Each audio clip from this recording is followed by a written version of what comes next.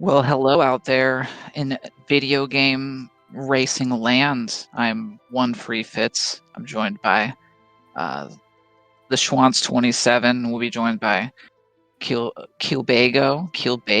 I should have asked. That's Kielbasiago. It's like Asiago. kielbasa and Asiago Okay. cheese I'm in just gonna one. call him Keel, obviously, for the rest of the time. Just call him cheese sausage and we'll be good to go. Cheese sausage. So yeah, we're here for some Coliseum action. I'm going to talk about kind of the general flags, and I'll kick it to you, Schwantz, to talk about what does the lock flavor bring to the table. So there's a basic set of flags and objectives. We need to get 6 characters and 9 espers in order to get to Final Kefka. We've got the airship and access to everything, but certain checks we have to have. All the checks, pretty much, we have to have characters for. We kill 12 bosses. We can skip right to the statues at the end of and it's just Kefka's important Tower. to note this is unique bosses. I mean, that won't come up in this flag set because the bosses are all shuffled amongst themselves. We won't see repeat bosses, but it is 12 unique bosses. Yeah, thank goodness. That was terrible when we played the sets for flags, and that wasn't the case. But if we do the Doma checks, we get 3 sword techs unlocked. That'll be in addition to whatever else is unlocked. So if we only have 1, that would get us to 4, for instance. But because it's character, each round of flags has a unique flavor particular to a character. This round we've got the lock flag. So Schwantz, what are we looking at here? Yeah, so we're doing Locke's Knife, which means we start with Locke and his Vanilla Steel ability. We get a plus 10 speed, plus 5 strength, and minus 5 magic stat adjustment to start, which will definitely hamper our runners in the early going because magic is more powerful early on in the seed, and whereas physical damage tends to catch up with it later on as you get more levels. Since this is the Coliseum after all, there is a reward for winning a match in the Coliseum, and in this flag set, it's the auto haste status, which will definitely speed up our battles as we go on in this seed. Some other additional options here, since we have Lock with Steal, the steal value is set to always. So what does that mean? It means you will steal an item 100% of the time. You can have a chance to steal the common item 5/8 of the time, and the rare steal 3/8 of the time. However, if the enemy only has a rare steal, then that's the item that you're going to get, obviously. Since we are a thief, treasure hunter, the chests are 100% random. We do start with 0 GP with 10 Phoenix Downs. The shops are random tiered, meaning there is going to be less likely a chance to find good stuff in shops overall.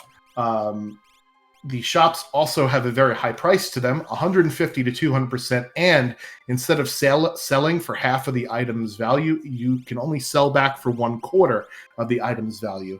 There are Super Balls in these shops, but again, they are going to be very expensive. So that's kind of the rundown of what the flags mean for Locke's Knife. I'm expecting a lot of looting, and I'm expecting some stealing of some good stuff. So we'll see if these runners know their Vanilla Steel knowledge here, Fitz. Yeah, and I'll show off my ability to read the spreadsheet of steel rankings that I have pulled up. Fantastic. Whoever created that is a godsend. I wonder who. Wonder who did it.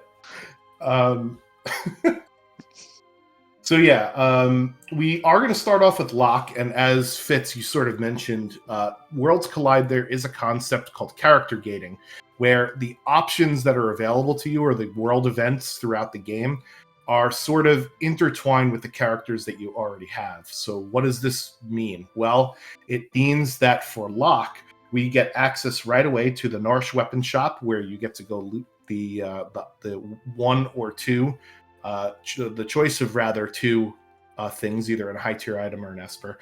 We get access to the Curse Shield right away. We can check how many battles that is. It's between 3 and 14, I believe, for these flags. We also have access to the Phoenix Cave right away, which is where you find Locke and Vanilla. We also have access to the World of Balance South Figaro Cave, which is where you fight the Tunnel Armor spot. So those are Locke's 3 checks. And then obviously we have 2 other characters, as you see by the tracker on the screen. The numbers in white are what we currently have. The numbers in gold are our goals. So we'll see exactly where our runners decide to go, and it's going to have to be dependent upon who we get to start off with, right? So, definitely. Yeah, I don't know. In practicing this, I've been shopping less and less with each practice because things are so expensive. We don't start with any gold, and the chests are so random. I'd like to get a grind on, head to the Coliseum before our scaling goes up. So we've got that 2.5x scaling, which is a little spicy. Not super spicy like some of our draft asyncs, but Lock, Mog, Setzer, it looks like. Setzer with Capture and Mog with Lore. So a little bit about Lore and Worlds Collide is you can actually learn the lores just by fighting the enemy. You don't have to do any leaping on the Velt sort of thing. You get them right away immediately, right? So all you have to do is fight the enemies, and we'll see which lures we get here. And a Capture on Setzer. Okay. It's a command.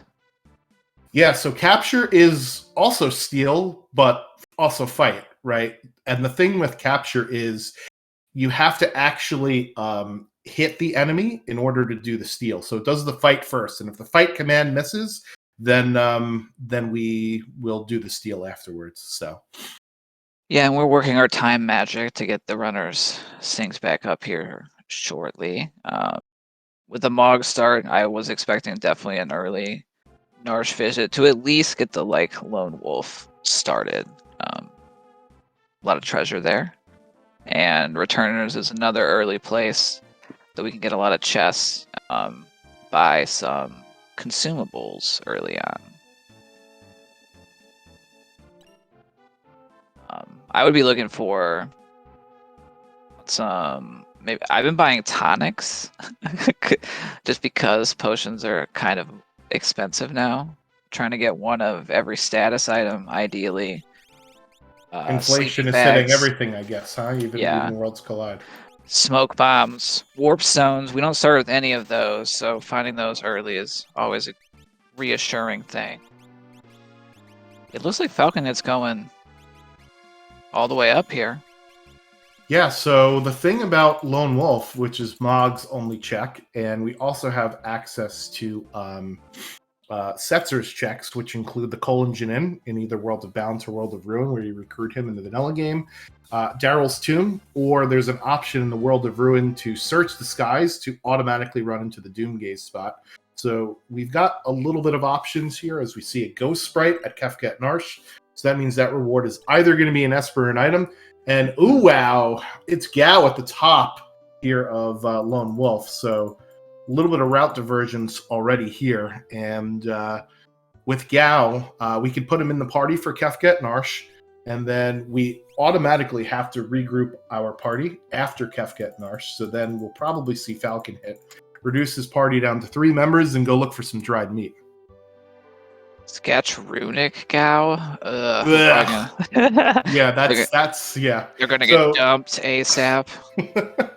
So, interesting. Falcon Hit is not going to do Kefket Narsh here. He sees it's a ghost and just leaves it behind. I would have done it there just because, like you said, Gao is pretty terrible with those 2 commands.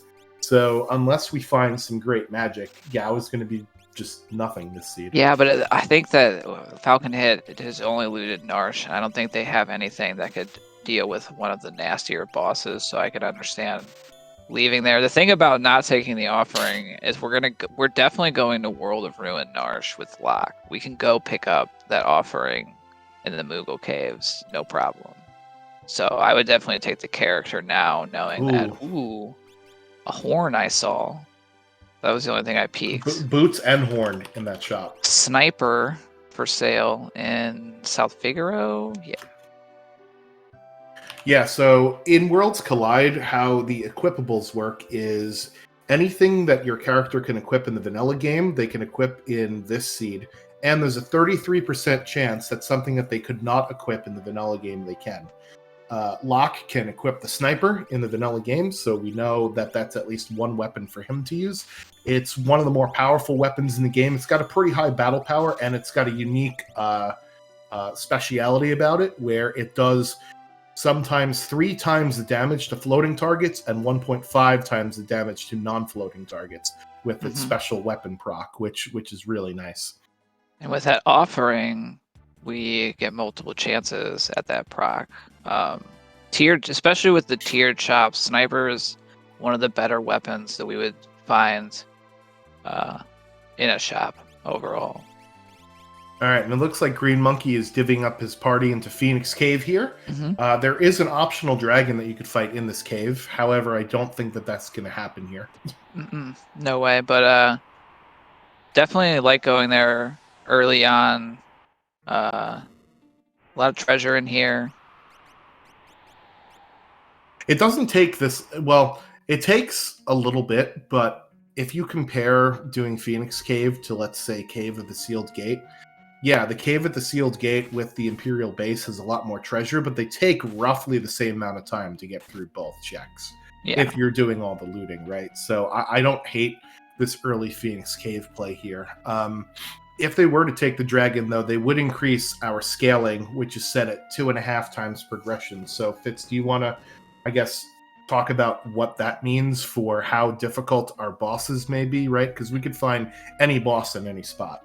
Yeah, so increasing in the scaling, it means that our bosses, get more hit points, do more damage, and eventually they will scale up in the power of spells they can cast, and it can matter early. It can also be really a pain late. Like I've seen, I think, getting 2 dragons or going a couple over progression before Kefka's Tower can mean seeing Grand Trains and Ultimas, right? It gets bad at the high end, and it can be bad if our party level gets behind that scaling. It results in slow fights generally. So our runners are going to try to generally try to stay at scaling, and so going through something like the Phoenix Cave, we're getting potential progression for free. But that's going to mean that we're behind the level curve, and we'll have to figure out a way to catch back up. Yeah, since we have 3 characters to start, we're already behind the level curve, as everything is 3 times 2.5, so that's 8. And we only have we're starting at level 3, right? And getting another thing out of here means we're going to be another 2.5 levels above that, so 10, 11, 12, something like that. As we're joined by Keel Basiago. How are we doing, Keel? Howdy there, fellas. I'm doing fantastic. Thank you.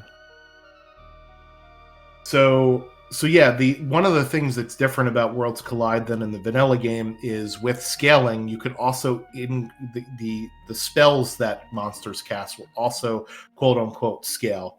So things that normally only do, let's just say, just bolt, may do bolt 2, bolt 3, or other higher end lightning spells as they increase in scaling. So that's a bit of a difference from vanilla, but again, to Fitz's point, we don't want to increase scaling too much out of control without getting our own levels here. Indeed. We haven't really seen a huge chest hit yet with a 100% random. It can be pretty wild. I've definitely had some practices where in the first 50 chests I had found a couple Ragnaroks and an experience egg, and and it was okay, we're just gonna go at this point. Cyan hanging out. Ooh, bigger reward. There's no way he's worse than Sword Gal. Tech. Wow. Oh wow. Okay. That's really good. As we mentioned earlier, right?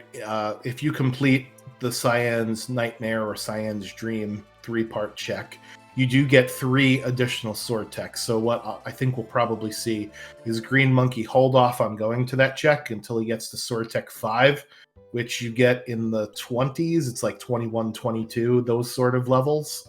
And then he'll be able to access sword tech 8, which is Cleave that can instant kill everything on screen. God, I love Cleave. 26,000 to Zen Thief here, so it looks like Falcon Hit may be selling stuff to get it. But remember, we only sell things for a quarter here, so it's going to take him a little bit to get this. Although he's got I a got a nice lot of chunk of stuff. change there. Yeah. Mhm. And then Green Monkey finding both earrings and Atlas armlets, which are pretty powerful relics, although pretty, they're almost 10k in these settings, so not cheap or easy to find a lot of times. You gotta get earrings though. Yeah, You gotta. cannot pass those up. Mm-hmm. I think we're seeing some runners. I will buy cheap stuff if I know I'm going to the Coliseum, just to increase my pool of items to hit on something good, Yeah, so let's talk briefly about the Coliseum mechanics. There is a rewards menu since all of the rewards are randomized and the enemies that you fight are randomized. In this flag set, you could see, I believe it's 120 of the 255 items, so it's about half. You could see what you could trade in for. And as Fitz, you mentioned, if you buy some cheap stuff, one man's trash is another man's treasure, as they say. So we might be able to pull some good stuff out of the Coliseum there. Yeah, definitely. We're seeing Falcon Hit head in the Phoenix Cave as well. So, so far not Nice, incredible. They did buy.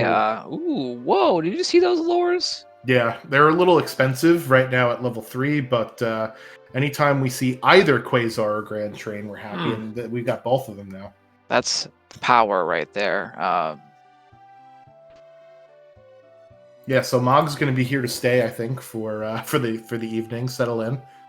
Yeah, I'm seeing a Or is chat that on asking Setzer? that Phantom being a good calmness answer. It's not the best, but it is one for sure. We have to time that right and not get it like countered off of us before they die. But I've done it once successfully in the months I've been playing this. So, but how many times have you failed at it? I've failed it way more than I've been successful. More than once, I will say. More than once. So Joseph first comment in the chat with a nice ribbon. So ribbon is actually really nice, especially when you have a lock start, because we could check to see how many battles that Curse Shield has, and a ribbon will prevent almost all of the negative effects that the Curse Shield imbues to its wearer. It will still not give you a lot of protection because it's got minus stats in pretty much everything. However, you could actually control your character instead of having it be confused, berserked, condemned, and whatever else is put onto it, right? So that is definitely a nice pickup there. Yeah, we're almost 12 minutes in. Lock seeds do tend to be longer starts. Yeah. But neither runner has taken a fight. So I'm surprised we haven't even done this, which is what Green Monkey's This is where I would take my fight. The bucket's there. We've got the save point. He said, I don't need a fight. I might do it after checking the Curse Shield. Yeah, and the weapon shop too. Because if I was confident enough that I could at least beat some regular enemies behind scaling, then Fire Rod. That's something. Enhancer too. If Mog could equip that, right? That's +7 magic power. We did get a -5 magic power stat adjustment, but that enhancer will make up for that detriment there, depending upon whether or not Mog could actually wear it. Yep. And then just the roll. We have 85 to 120 is the stat range for character stat rolls. So Mog's on the higher end of natural. 8. Curse Shield 8. Yeah, so at 8, are we uncursing this, or are we just forgetting about it? I'd probably uncurse it. I mean, honestly, with the lock seeds, I have been taking a lot more fixed encounter areas, because levels are more important with another offering. So now we know of 2 that are in the wild, and someone has a sniper, so we have 1 offering weapon. But I would go up to 12 with the amount of encounters that I usually end up taking, just because. Man, Green Monkey is playing sloppy. He's running into walls. He's missing chests. He's tripping over his own feet. Let me tell you, nerves. It's either This that guy's or he got- celebrated New Year's a little too early. Yeah, for sure. I mean, Nah. these are both really good, really good runners, and like I do that all the time too. Like, You drink before a Speed race? +2. no, I like bump into stuff or like go the wrong way occasionally. Still, it's usually when I'm mod. thinking about the next thing I'm gonna do is when I'll be like, oh, I thought I went through that door and I found some dried meat. Yeah, both runners have found the dried meat in World of Ruin South Figaro, so I'm assuming at some point we'll get a Velt check. Green Monkey's going to do a monster in a box check here, and we'll see what he finds. He's probably hoping for PM Stalkers. That's easy XP. This is a fight that Bye-bye. is not that difficult, but you don't get a great reward from it, so see you later. We're out of here. I'll just ask Chad, what do you think the first boss we're gonna see is? Let's get some guesses out there. I'm not gonna say anything. I think it's going to be a little bit. If this is me, I would do whatever the Velt check is, and then I would do Serpent Trench to fight fixed encounters to get my levels up. Then go to the Coliseum, and then think about a boss. So I think we're going to be here for a little bit. Ooh, that's a nice Minerva. pickup. The Minerva out of left field. More earrings, Mm-hmm. and it's an Imp Sprite. So this is a piece of Magicite for Falcon Hit. Oh, Yeah, I have personal beef with Doom, so let's give it to our runners early. All right, we got Zone Seek on Falcon. Let's see what's up with it. The Phantom Esper is pretty stacked. I think it has Stop and Warp and Fire 3. So that was that a one good just- one to buy from Tizen. Definitely. No bonus on Zone Seek, Haste 2, and Warp, so not super great. But progression. Oh man, 5-2 at level 3. So that's Yeah. 7 times 2 plus 7 times a half. We're at like 17. 17, yeah. This is gonna be a spicy grind fight. Yeah, level 2 is never a fun place. Never a fun place to be. So with a merit award, I saw that Pepperoni mentioned it in chat. We could actually allow Mog to equip that enhancer. And it looks like either Mog or Setzer can wear that Minerva, so that's nice as well. Green Monkey doing a lap around Thamasa, coming back to the relic shop. Well, you Yeah. said it. Earrings are very important, so that's what we're gonna be buying here, I'm guessing. Mhm. I think he picked up 2 earlier. So he might just be finishing out the whole set here.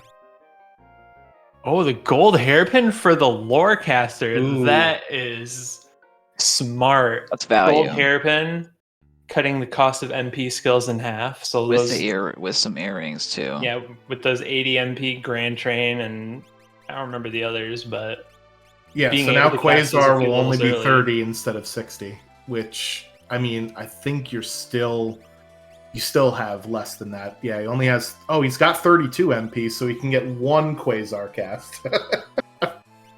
That might be all you need, though, sometimes, right? yeah.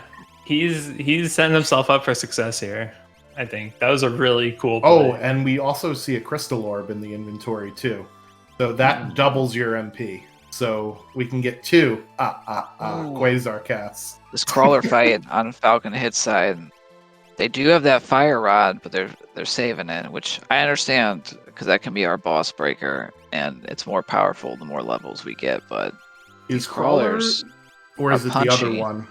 There's like a sprite palette swap of it, like Figalitz, that's really resistant to magic. I wonder if that's the case with these as well. yeah, it probably is. I'm gonna trust Falcon Hit's instincts here. Much better fight for Green Monkey. One of that's undead, and the other one of that's fire. And Mad Oscar, let's see if that's a decent steal. Oh, just sliced it up. Oh, We The won't level even 3 know. cleave. Amazing. yeah, That was so beautiful. a Mad Oscar, the steal for him is an X potion. So Up to level 7. that's a nice steal. Mm. So Green Monkey is still behind scaling, but they doubled up their levels in that one fight, so that's a win. Let me see what Falcon Hit got in there. They're up to 10. Okay. So they're also still behind, but that was a lot longer of a fight, though, and that goes to, I mean, as a Worlds Collide runner, you should know your undead mobs. Like these guys here, the Humpties, they they took a great fall from a Revivify. Yeah, and we don't want to cleave these with the Scimitar because they will come back. Well, cleave is different. Cleave is Oh, you're right. It works on undead too, doesn't it? insta death or doom rather. Like instant death procs with doom will bring them back, but cleave is just like you're gone out of this dimension. See you later. Which I always thought was funny. Yet another piece of progression here for Falcon Hit. Wow. Okay. The thing is, though, as you increase the progression, you also increase the amount of XP you get per fight. Steal that X potion. Come on, Green Monkey, let's see it. No, he's just gonna blow the whole thing up. Oh, another proc! Incredible procs. He left out some crystals in the sun last night. That's what's going on here. Yeah, proper crystal charging is an important part of a racer's arsenal in Worlds Collide. I am a big fan of moon crystals. We're for the Paladin Shield, great question in chat. We needed eight MP giving fights, or magic points. Yeah, that's more than doable. I gotta think that Green Monkey's getting ready for like a quick Coliseum trip, and then to start hitting bosses. Yeah, maybe? this is a long grind session. That's how these lock seeds are when no one's gotten like a crazy like those lures are good, but we need levels to really use those a lot. We don't really have any big hit sticks. I guess I'm not sure why you'd go for grind fights like this when you have things like Kefka and Narsh available with Mog. Mm-hmm. Or the Serpent Trench. Yeah. I mean, Green Monkey hasn't seen that yet, but yes. Right. Well, the counter to that is if you do Coliseum as fast as possible, you get auto haste, and that speeds up everything. Right. Mm-hmm. So let's see. Oh, that's a hero ring, wow. flame shield, economizer, fixed dice. Economizer. Hello.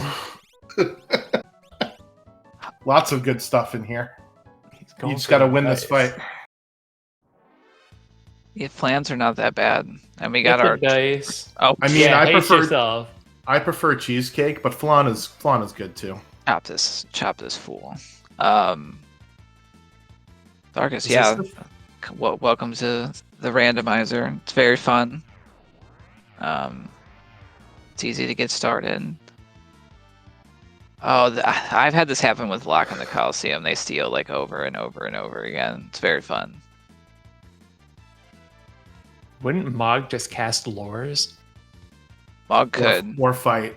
But does Mog have like pep up or exploder or something stupid? Oh, they might have something dumb, yeah.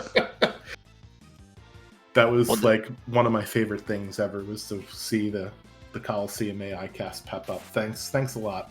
There we go. Chopped it. All right, so how long do you stay here in this Coliseum here? I think you get a couple of items. It's always flame the trap. Shields. Oh, there's flame hero shield, ring too. Hero ring.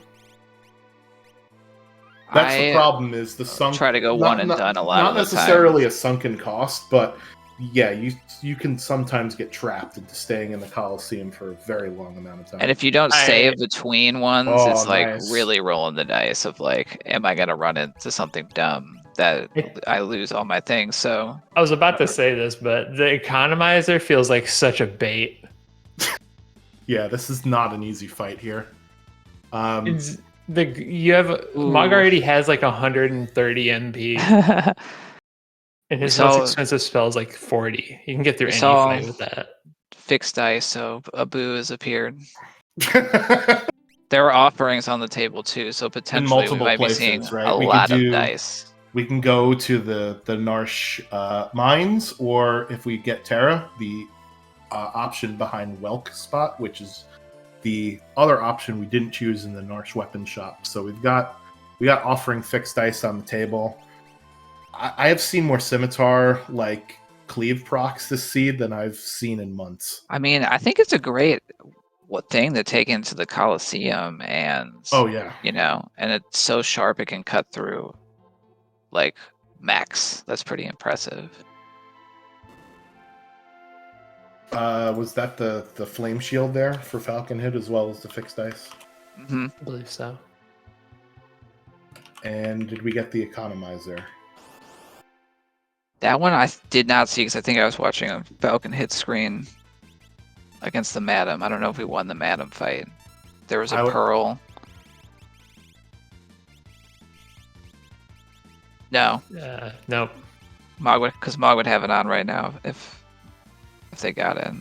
So they must have lost that one. Yeah. My damn stepped on him good. Oh, 64k Thunder Shields. Yeah, a lot of the high tier items are just going to be max price. So that's, yeah. Here's the thing about starting with 10 Phoenix Downs. They can go really fast. And then if I try to buy more of them anyway because... Especially when you can trade them for flame shields. Let's go. Yeah. So Falcon Hit got another Esper out of the Colon Jinin, so he's now at 5 characters and 4 Espers. He's going for the offering. We haven't found a boss yet. Falcon Hit also got the fixed dice. Is that correct? Yes. Yeah. Okay. So that makes sense. It's a bit slower, but it also allows you to stand the test of the RNG a little bit more. There are 3 treasures that you could get back here as well. They're just easier to get if you go the other way through Arvis's house. I find that way to be faster. I don't know. What about you guys? Yeah, that's fair. So we got a strong opinion in the chat about the number of Phoenix Downs that should be needed, which is 4 apparently.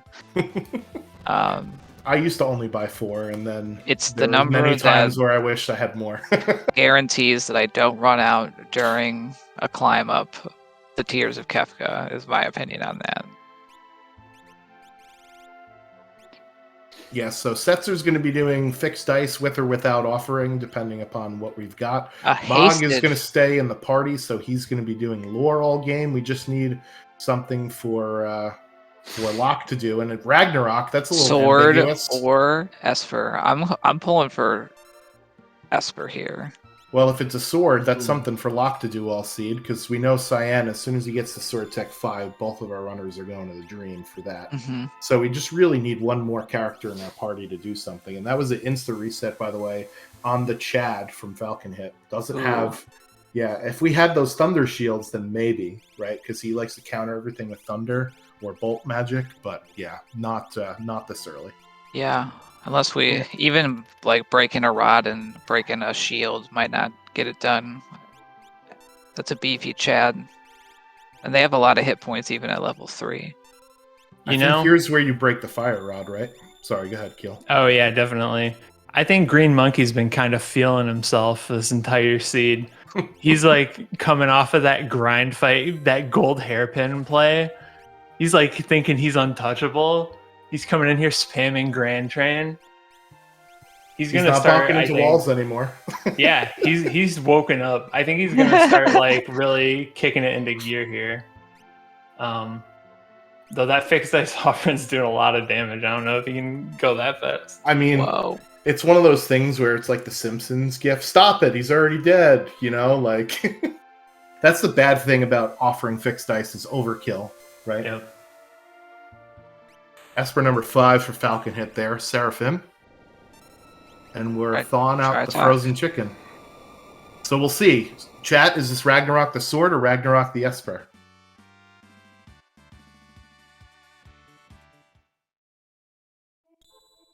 Oh, it's the sword.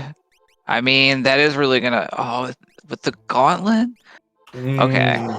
Gauntlet Ragnarok is the coolest weapon. I'm mad because it's a dead check, right? But like, but now his lock is more useful than Falcon Hits for the rest of the game, and we still got levels out of that fight, so ooh. Searching the skies with a dead party member is More scary. grind fights and Prometheus. Ooh, Ugh. is he going for it? The big experience, right? Yeah, I think the fixed dice play is the right one. That's What do they have? Let's find out. Yeah, garbage on the Prometheus. Oh, what was that? Debilitator? Yeah. It wasn't in the top tiers of the Lear of the Lear the deal spreadsheet, so Yep. yeah, that was a huge chunk of experience. Is that the Doma Castle soldiers, Prometheus? Yeah, so you can go up to the Doma Siege soldiers and say, "Fight me, bro," and they will, if you just press A. And here's another easy fight for Falcon Hit. He's running into the easy fights after running up the progression here. almost punished in a way. Because the fixed dice are going to pretty much kill anything in the game. And with all that progression, you're going to get so much XP from like late game bosses. Yeah, but every easy boss we see out here is a boss that's not in the tower. That's something I'm always thinking about when I'm running is like, sometimes I do want to see an easy boss because I don't have any power and it's like, please, I just need to get like an Esper or something, but it can feel good to get the statues out of the way early. Okay, Green Monkey has 5 characters too. I was like, wait, where's... No, he doesn't. He doesn't have Gao. Never mind. I'm sorry. See what they're up to. High He's gonna five be in doing here. a little dance for a while. Doing the checks the other hasn't. You were rewarded with a nice behemoth suit. Yeah, so Yeah. Falcon Hit's already at level 20, and his enemies are level 25. So he's still behind scaling a little bit. Yeah, Green Monkey's at 16, but that's like right at scaling. Yeah, They're taking... his enemies are about, 15, 16. Well, if anyone's a fan of Grand Train, they're going to be seeing quite a bit of it. A lot of it, yep. Falcon Hit does have access to Fire 3 from the Phantom Esper from Zen. So he's actually allowed to spread that amongst all of his party members. Setzer just got Fire 3'd for like 400% of his HP. That was He's pretty got cool. the Curse Shield. Doesn't he have the Curse Shield on? Yeah. Yeah. I like this Serpent Trench like routing from Falcon Hit. We just mentioned they were behind. These are vanilla. And so gonna get a ton of experience without risking like a nasty boss underscaling. Green Monkey And- just uncursed that shield. So he gets that Plaid shield. Yeah, unlike in the vanilla game, you do not learn Ultima from the Paladin Shield in this flag set because we have the no Ultima flag set on. It's weird. It's like a double negative, right? Mhm. Or a single negative, rather. But the Paladin Shield is certainly the best defensive equipment in the game. So it's worth uncursing, even if it's something as high as 8.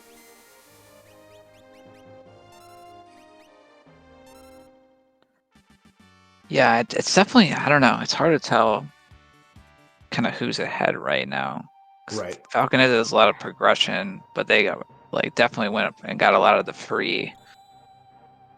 Yep. freebies. Green Monkey hasn't taken as many of those. He's slightly behind in levels, but his lock is able to do something a little bit more, right? With that Ragnarok, and I have a feeling that we are going to see a Cyan's Dream play out of these runners very soon in order to get the rest of their sword techs as well.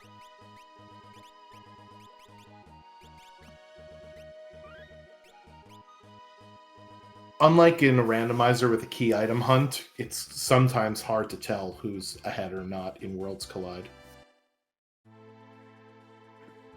Yeah, Mog is definitely rocking like starter set gear, but they got earrings and lore, so they don't really need much, I suppose. And it Yeah. called to Cyan like in a dream. And as Schwantz called it, Green Monkey guns it to Doma. Yeah, they'll hit 5 by the time they fight the 2 bosses in here.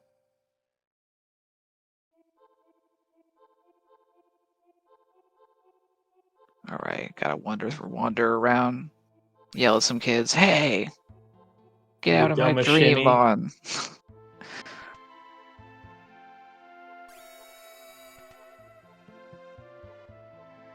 Yeah, so it's level 24. So it totally depends on what bosses these are, because he's at 19 right now. I guess if there's yeah, I see what you're saying. Okay, Unfortunately, we don't have Blitz. can always chop. No, we're not. He's not using scimitars anymore either.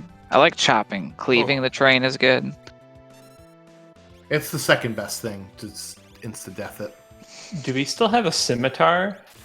We probably do. Equipped That's a nice heads-up play by Green Monkey using Sword Tech 3, which will work on bosses that are susceptible to instant death, and that's a big, beefy dice roll. Yeah, That was a quick fight. yeah, indeed. Let's see what. Oh, Strago, character 6 for Falcon Head. So they're not esper necessarily hunting. happy about that character, but it is a man character. loves to dance. An Burning Apple House, weapon. 100%. This is a play. All right, so Cyan is still at level 19. He's got to get to 24. What did I say? 24 or 25? 24. 25, 4, yeah. He's got to get to 24 by the time he's done with the dream, and then he'll get 8. Otherwise, he'll get 7. And I mean, 7 is good enough, but 8 is Terra really, is in Dream. interesting. Well, that's somebody else that could use that Atma weapon, right? Mm-hmm. And we've got the Paladin Shield, which is great for Atma weapon. Yeah, Because Atma that's a weapon whole- will do less damage as you lose HP. So you have the Paladin Shield on, you'll always be doing max damage with Atma weapon, usually, unless you get rather unlucky. So did Strago have dance, I think? He did, yep. Yeah, so Yeah. how the dances work in Worlds Collide is the commands that are on them are randomized. So usually, Earth Blues will have Landslide on it, not necessarily in this particular seed, right? Landslide could be on Water Rondo as we went through the Serpent Trench, right? So I don't think we're going to see dance because I don't think Falconhead has Strago in his party, but that's just a little explanation of how that works anyway. Yeah, Kersey with the great insight that getting Terra means that there's an offering that's right there after doing that Terra check. So that's nice. A Moogle in a mech suit is amazing. That's the only way the Moogles will survive in this post-apocalyptic world. In the world of ruin. If I feel I'm behind in scaling, that's definitely a sneaky spot to try to get some levels with Magitech power. Or if I jack up scaling a bunch early and I could beat only one boss, that's another good place to get caught up before boss 2. Pepperoni 2 asking if Atma offering a thing. It is. Yes. It's a great thing. So I'd like to make an announcement.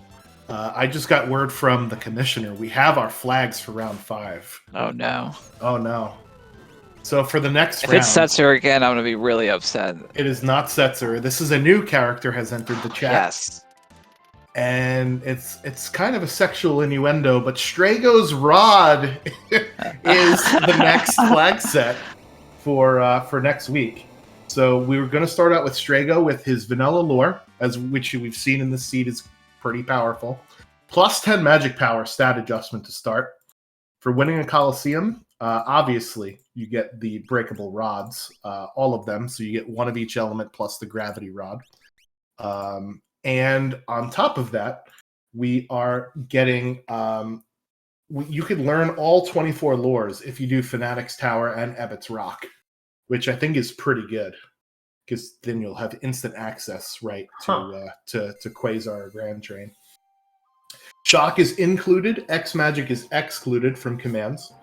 The shops are shuffled plus random 40%. Rods are for sale. We do start with between 6 and 12 lures, as that's Magicite number 3 there for Green Monkey. What else? Okay, lures are 50 to 100% MP costs. The Espers, however, don't teach as many spells. It's only 1 or 2 per Esper. Only 1 or 2 spells. They are multi-summonable, though, and they cost between 50 and 100% to summon an Esper. So that is our rundown for Strago's flag sets. And I think we saw Terra with Throw. Yeah, seems so. He didn't ditch Capture Edgar. Or Setzer, sorry. He's got fixed dice, but yes. But Terra could use everything. Oh, here we go. Yeah. Okay. Yeah, It's time. the ditching. Setzer's getting naked. Yeah, I don't think I've played a Strago Seed, so... I haven't either. So, breakable rods for the Coliseum. They're also for sale. Fanatic's Tower and Ebbett's Rock are going to be your new best friends. And we get to use Shock. So I think that's pretty powerful. The only thing that's kind of a bummer is Esper's spells are either 1 or 2 that you teach. That's the only I think downside of it. But multi-summon is on, which is kind of nice. Because Strago has affinity with natural magic, but it is not because he's a descendant. It's weak, right? There's reasoning behind it. I think. I feel like I was close. Yeah, I'm excited. I love the Burning House. So, as a Burning House stan, we'll get to see a lot of that, or we'll see everyone avoid it except for me, and I'll go there for sure. It'll be pretty good early on in the seed because it's hard to dodge those flames, right? So that's where you can get your levels. The problem is if you can't beat the boss, you are in a lot of trouble because you've just wasted all that time, you know. Yeah, the Imperial basement had another fixed dice. It's just raining fixed dice in the seed. They're worth a lot of money. Hey Schwantz, do you know how many bosses Falconhead is at versus Green Monkey? Sure, let's do a count. So Falconhead's tracker is working. So Falconhead is at 4. Green Monkey has 1, 2, 3, 4. So they're both at 4. Okay. I'm wondering if I feel behind right now as Green Monkey. And I think I probably would, because he did a lot of grinding. I wonder if a play would be to intentionally go out for more bosses, so you can get that skip and come in more powerful than Falconhead might. Well, speaking of Kefka's Tower, look at this here. Falconhead dipping in early. Very bold. Well, I like this play. You could clear out the bosses and you can get XP, but you don't increase scaling because you're not getting any progression, right? Yeah. Yeah, and these bosses are weaker because they're just scaled to whatever your progression is.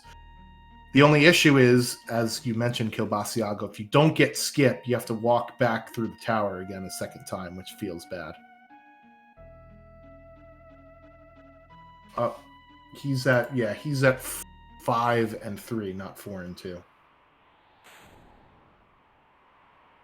But still, yes, 42 minutes into a seed, you want to have more than this.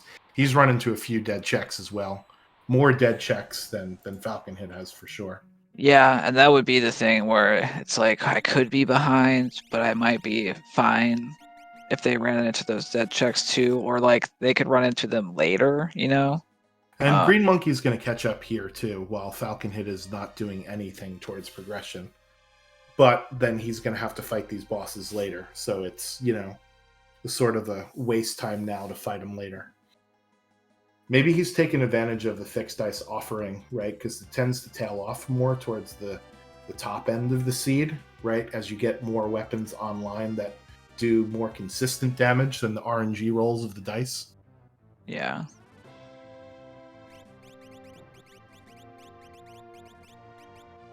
Okay. Nice. All right, Tara's in and Setzer's out.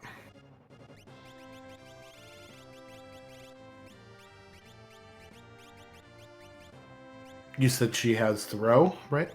Mm-hmm.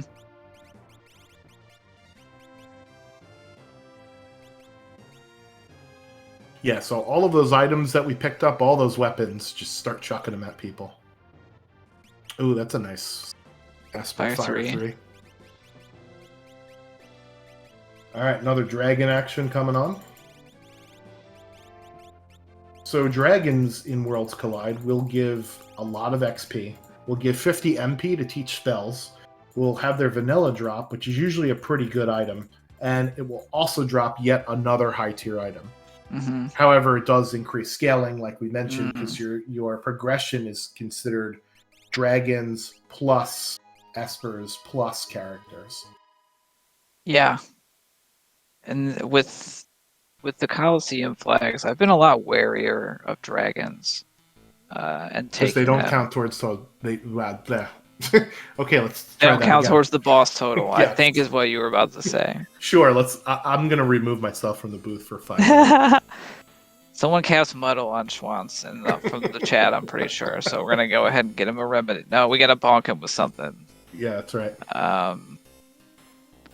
Or let it wear off. So, but yeah, but like they can really give you something that can make you a lot stronger too, like an Illumina drop or an offering that I guess we've seen those everywhere.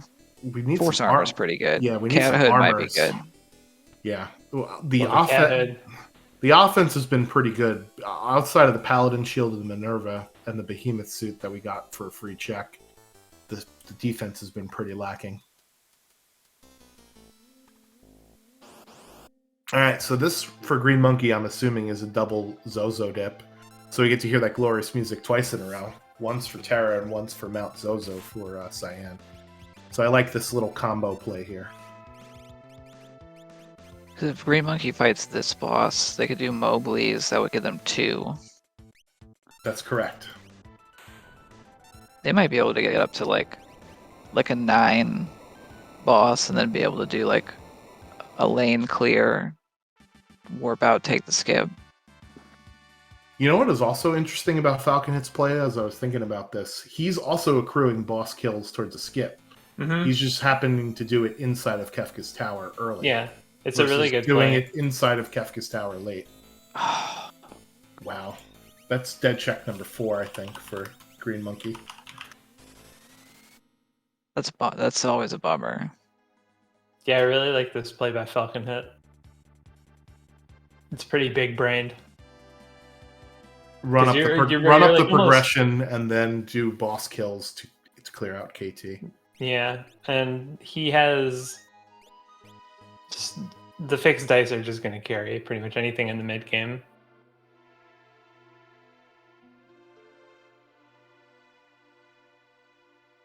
And I think it almost guarantees your KT skip later. Just because it's so many bosses. Looks like Green Monkey is getting their Mog plus character 6 up and here. Welk. So this is he'll do 3. Yeah. He'll probably do 3 checks, right? He'll do Welk. Welk, and there's another offering behind Welk for them. I think if they've already went to, yeah. Yeah, they went to the weapon shop. So this is Welk. He'll grab the offering from behind there for the fixed dice if he wants to. There was the Ghost Sprite, right, at Kefka at Narsh, so that's another Esper item. And we got Gao, so he'll be in just Esper mode after this little trip. Do us a Pearl win. Come on, Stooge.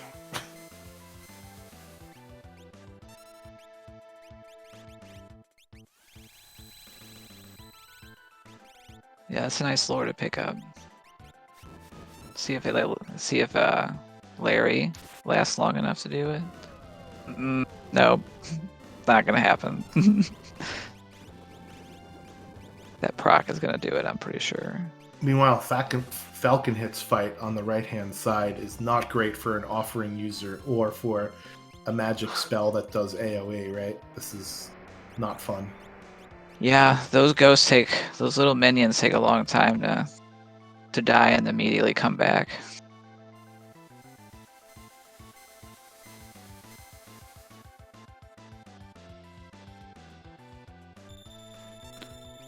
Must have had a nasty AoE hit on Green Monkey's side. Yeah, so as we mentioned, right, when scaling goes up, the spells also get harsher and harsher. That was Surge, which is one of the higher end ice spells. Sort of looks like water, but it's ice. I don't think ice moves like that. Yeah, no. Alright, so Green Monkey did only get to Sword Tech 7. I didn't see if Falcon Hit got to 8. I'm assuming he did, because he was a higher level when he went into the dream. And Locke's just getting bullied. Yeah. Falcon is 8, and chat confirming. They would never leave it. Chat never leads anyone astray. No, definitely not.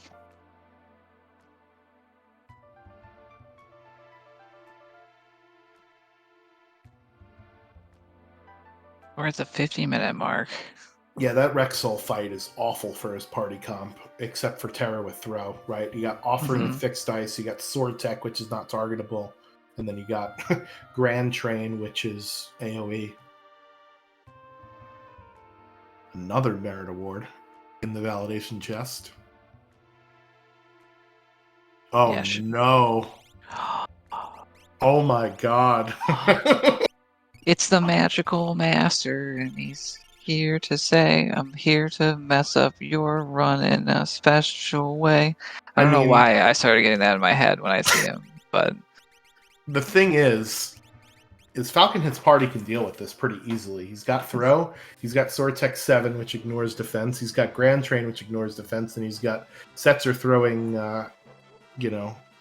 gambling paraphernalia at him. So, if he could survive... The problem is not that bad. And I guess you'd rather fight him now than at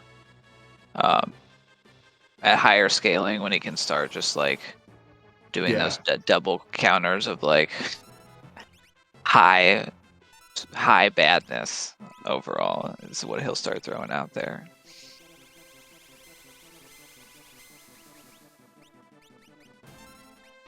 Ooh, that's a big one. Yeah, so for anybody who just got here, we're playing Final Fantasy VI Worlds Collide, and this is a open world Final Fantasy VI randomizer. This is the 4th round of the Coliseum. Oh, getting clipped by that soldier there. This is the Locke knife flag set, but for those of you that missed it, next round will be Strago's Rod. And we are going to start with Strago with Lore. He gets plus 10 magic power to everybody in the party. Breakable Rods is the reward for beating the Coliseum. If you do Fanatic's Tower and Ebbett's Rock, you learn all 24 lores, including Grand Train, and Quasar, and Pearlwind, and the rest are kind of irrelevant. You can also have access to Shock. Rods are in sale. Rods are for sale in shops. And for the Esper side of things, there's only 1 or 2 spells on each Esper, but Espers are multi-summonable.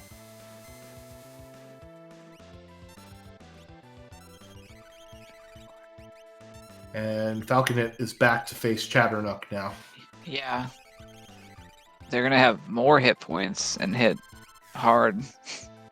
Is what green doing required? Kefka and Norse is never required unless that is where your only character is in the seed, and the only way forward is to unlock that character. Right? Since Worlds Collide is character gated, which basically means that the available world events that are open to you are based on what characters you have recruited. But you can totally do Kefket Norse without doing all the grind fights in between. I think he just wanted some extra XP for his party.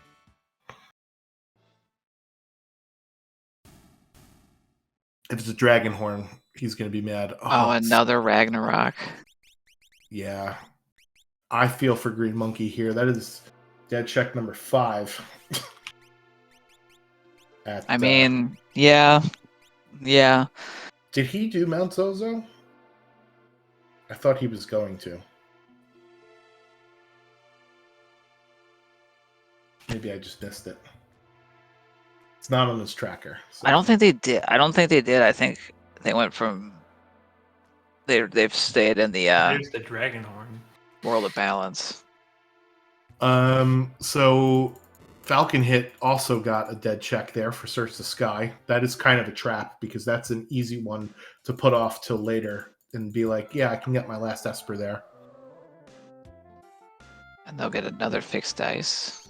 Yeah, so Zozo Tower was also a dead check, but Mount Zozo, which is available to Cyan, I don't think we've seen it yet. No. The awful thing about the fixed dice is you can't even throw them at your enemies. You could only use it in the fight command. I mean, they wouldn't do much since their battle power is only 1, right? Yeah, that's true. We can sell them and use that money to maybe buy an Esper. Or bid on an Esper. Alright, so for Green Monkey, man. He still has to buy the Tizen Thief Esper, and as you said, we could still go. There are up to 2 Espers in the auction house. Mm-hmm. So, with all the dead checks so far in the seed, are you guys feeling like that is where we're going to get our Espers in the auction house? There was an Esper on the Velt, right? Yes. Because they just got Gao. They do have dried meat. No, not on the Velt. It was Serpent Trench. No, Strigo was in the Super Serpent Trench. Was Serpent that's Trench, right. and That's Esper right. was in Velt. Okay, Yeah, so right. they're probably looking for like, I need quick checks here, and so I would go there, get that. That gets me to 6/6, and then it gets tricky after that. Yeah, so he hasn't done the Colon Jinin yet, which is also an Esper, and Tizen Thief, which is also an Esper. So he can catch up rather quickly. It's just a matter of if he's feeling behind, does he want to keep taking fights so that he, gets ahead of scaling, right? Yeah. I don't know. When you find this many dead checks in a seed, you sort of you don't know where else to go. You're just hoping that your other opponent has also done the same thing, They're selling a lot of stuff to buy some throwing knives. Because they didn't find the shurikens earlier, or they did not buy them. Which Falcon Hit snagged before they found Terra. They are very cheap, so it's always hard to pass up. Yeah, I don't know about you guys, but I always buy a stack of 30, which is all you really need for a seed, and that's about $1,000. Although in this flag set it'll be more, right? And Green Monkey's gonna find another dead check here. Ugh. I just feel awful. Yeah, because this is a long fight.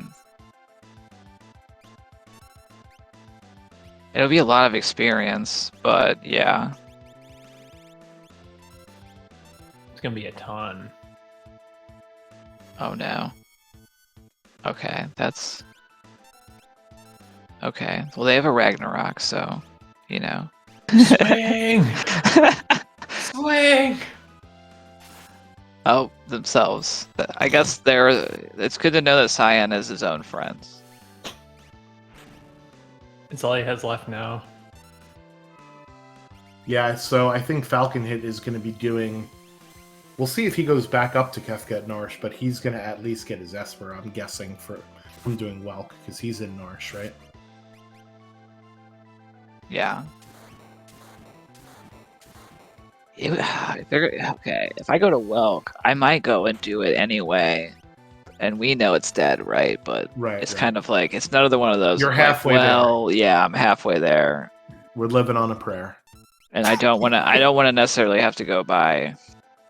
Oh, there's an Esper here. I don't only have to go buy one from the auction house. I try to avoid wanting to buy 2 just because I find that's when I get trapped in the Imp Robot nightmare is when I need 2. You always want to have contingency, right? I usually go into Magitech Factory at 8 Espers unless I'm feeling behind. Then I'm like, I'm going in at 7 and they better both be there.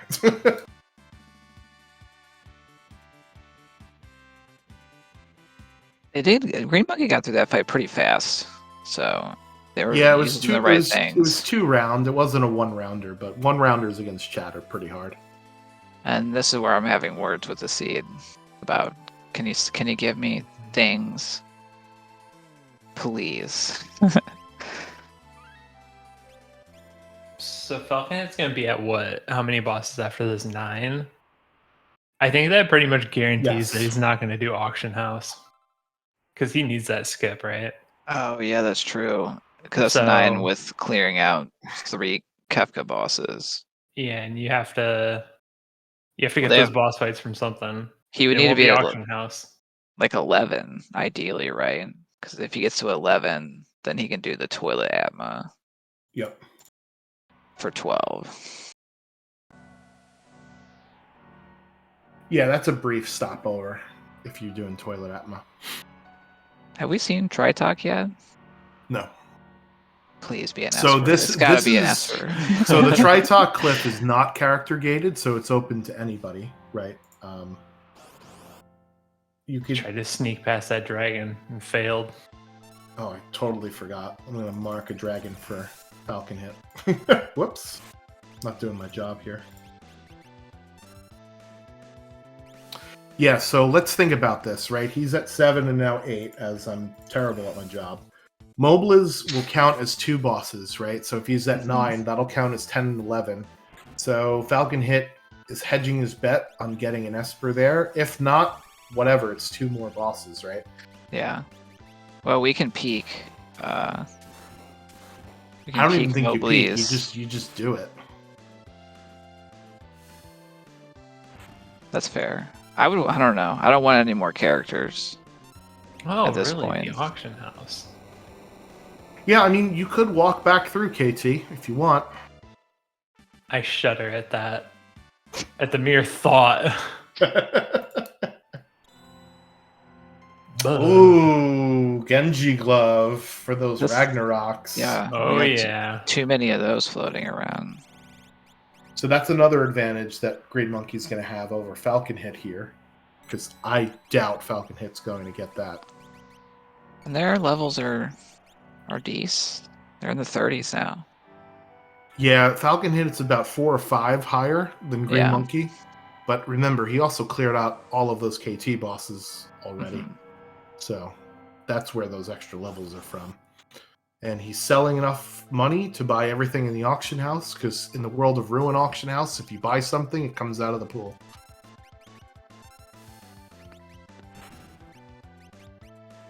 Yeah, that's true. The magical master has been First go. been taken care of, so we're gonna see a higher level one of those on Green Monkey's side of things.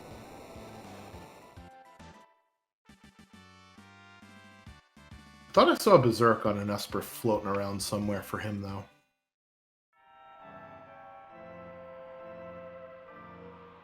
I trust your gut there. Ooh, magic for both of them. Too bad for Falcon Hit. It's his 9th, and for Green Monkey, Natty it's tried only that. his 6th. Let's see where they end up going next. Are they gonna stay in the World of Ruin and do, I mean, like Green Monkey Mobliz could be right in this if he goes. Yeah, oh, there's he's at Berserk 9. right there on on Tritalk. Tritalk? Nice. Please, Green Monkey, Learning. have somebody learn that. Learning. Well, have Yeah, somebody the learn right it people. and send them in the right lane. he could catch up right here if he goes to Colingen. If he buys to Zen, he's at 6 and 8. Oh yeah, that's Yeah. true. And then could go buy an auction house Hesper. Is Green Monkey any closer to 12 bosses? Let's find out. I'm gonna count here. Falconet's walking back in. I guess that's probably the right play. Though I did like the play that you mentioned, Schwans, which was going to Mobliz. He's at 8 right now. Okay. Well, he's going to be at potentially 10 after this. Oh man, Palador is stacked. Yeah. And that was an Esper that was available right from the very start, right? We started with Setzer. Yeah. Yeah. Yeah. I think that probably got thrown on Cyan for Falcon Hit, right? Which is why his Sword Tech 7 is doing a hell of a lot more than Green Monkeys was. So Sword Techs, most of them except for 6 and 5, are based on your strength or vigor stat. Okay, we know this is is. it a Wait a sword minute. or No, is we it an don't. Esper? No, we don't. If it's you gotta go be the for it Esper. anyway. I'm doing it. I'm doing it. I'm doing it. All right, we got the doggo skip. All right, chat. Let us know. You think it's going to be the sword or the Esper? For Green Monkey's sanity, I hope it's the Esper. For our entertainment, I hope it's the item. Yeah, if it's the sword, I think at this point I would be like, okay, I guess we're just not getting it. I guess I'll The die. universe is telling you something. Or maybe I'd be like, all right, I guess I just have to go buy my Espers. That's what the game's telling me to do. Yep. It's pay to win. It's a pay to win seed. Trey Fuego. Trey Fuego. All right, boss one down. Yeah, we don't have omnidextrous flags yet in Worlds Collide. If only. That would be where we could equip. What does that mean? It's where you can equip weapons in any slot. Oh dear lord, this is an awful fight. Heads up, or essentially heads up. But we got Grand Train and Throw, so we'll be okay. Bro. We also have an Esper with Mute on it, because I see it in Green Monkey's list of spells. I wonder if Falcon Hit's got it, because that'll take care of Tier 2 a little bit faster. Bro. Yeah, I would say throwing would do more here. Yeah, for sure. Goddess has high magical defense, and not as high physical defense. But the problem is if you physically attack her, she'll counter with Love Token, which is just awful. Alright, and here's the long walk back through the tower for Falcon Hit. However, he's only got 2 more bosses to go, and he could also do 2 in party left side and 2 in party right side, right? So I should switch the audio. Yep, let's do that. So we know because if Green Monkey peaked, we're getting an Esper here for 8. Yeah, so then he's got a decision to make, right? Because then he's at 10 bosses, 8 Espers. Ideally would go fight a boss to get last Esper.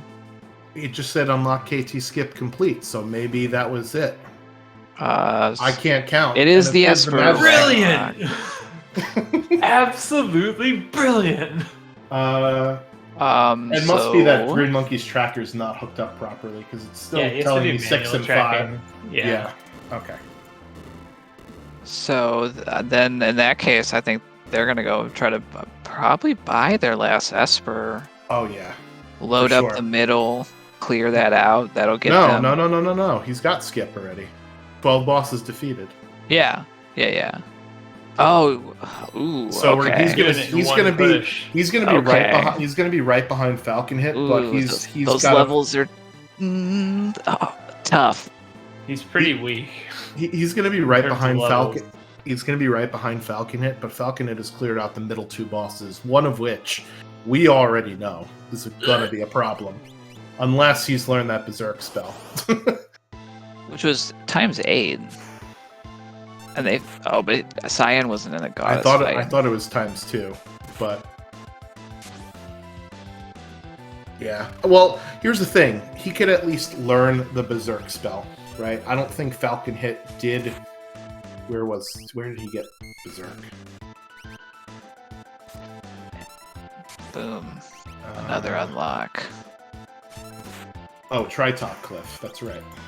So Falcon Hit didn't go to the Tritok Cliff, so he's not going to have Berserk. He doesn't need it. Fight in the Doom spot. Yeah, he doesn't need it because he already beat Magimaster, right? That's just an easy way to get Yeah. through it. Falcon Hit's levels are not great either. I'm sitting comfy at 35, 36. Yeah, I guess so. Now, if you don't have instant death and mute, the story might change a little bit. Well, he's got cleave, so Yeah. that's that done. I saw mute on Green Monkey. I don't know if Falcon Hit's got it or not. And we have Phantom for calmness protection, but I don't know what else we got.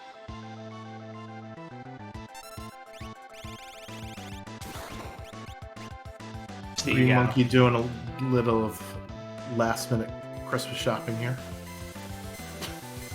A little late holiday gift giving.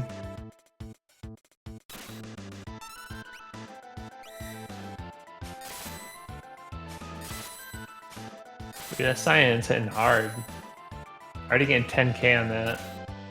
Sword Tech 7. Yeah. God. Sword Tech 7 is great because it ignores defense. The only problem that I have with it is it takes a lot to charge up and the animation is very long. And It's also you can't target who to hit either, right? it's also pretty weak up until you like get to the higher 30s. Mm-hmm. Yeah. Well, because normally you unlock it at level, what, 41, 42, 43, something like that. All right, well, Falcon Hit is done with all of his bosses. Green Monkey is going to have to make an epic push here in order to catch up. So we'll see what happens. I've been trying to think where it all went wrong for Green Monkey this season, like why he's like it feels like he's so far behind in levels and like just getting into KT. I think it was honestly just the grind fights that he took early on. He sat outside the Masa grinding for like 5 minutes or something, and those were not great fights, I think. Falcon Hit was doing a bunch of like fixed encounters and getting a wide variety and a lot more XP. Yeah, that's one of those things where it's very tough to tell, right? Because there are times when I'm like, well, if I grind one extra fight now, I don't have to feel underleveled for the entire seed. And knowing when the point to cut that off is one of the hardest skills that you have to do as a Worlds Collide runner, right? It's one of those things. Same with when do I stop looking in chests and wasting my time, you know? Mm-hmm. Agree. 100%. I think it's just the dead checks too, because well, that definitely. I mean, Falcon Hit. Looking at his tracker has 18 checks, so I'm going to count how many Green Monkey did, even though his tracker isn't updated. So hold on.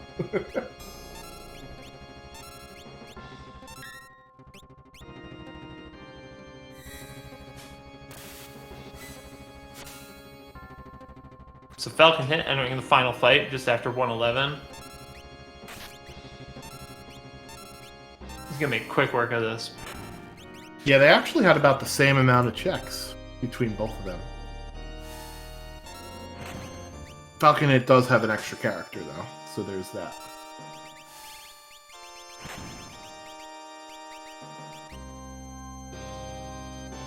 What was the time you said? 1:11 what? Yeah, it's 111-ish. Alright. Maybe like 111:20 or something. Close enough. Alright, so Long Arm is down because of instant death. Head is down because we have access to Fire 3, and Fire is the weakness. Now we just have the Balled Up Fist left to go. If we had Water Edges, the Fist is actually weak to water. I find that Water Edges work best for me. And yeah, a nice heads-up play there. You could steal an elixir from basically every single part of Final Kafka on tiers 1 and 2. And then the juicy stuff comes later.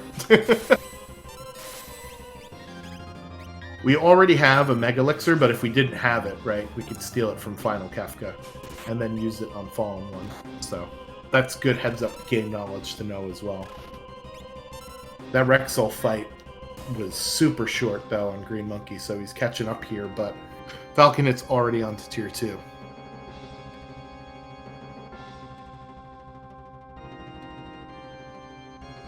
Man, Falcon Hit is so good. Listen, you could fangirl during the interview, all right? We're going It to be just looked like he professional was here. pressing buttons there. It didn't even look like he was thinking. But boom, there's tier 1 done. This will be pretty easy too. If he's got mute, which the chat said that Mog has got mute somewhere. We've got Sword Tech 8. There's our mute. And we got stuff to deal with Tiger. And Green Monkey has found the bad news. Thankfully, Cyan is in that path, right? Yes, Cyan is in that path. And he was learning Berserk, so maybe he just needs a couple more grind fights to learn it.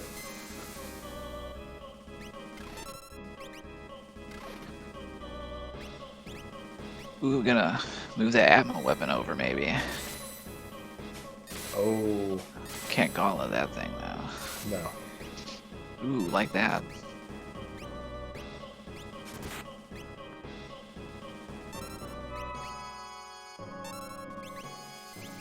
Yeah, Atma weapon.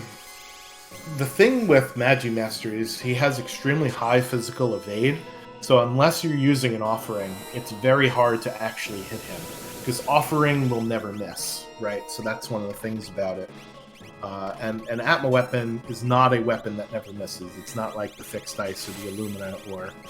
I think those are the only two, right, that can never miss? Maybe there are more.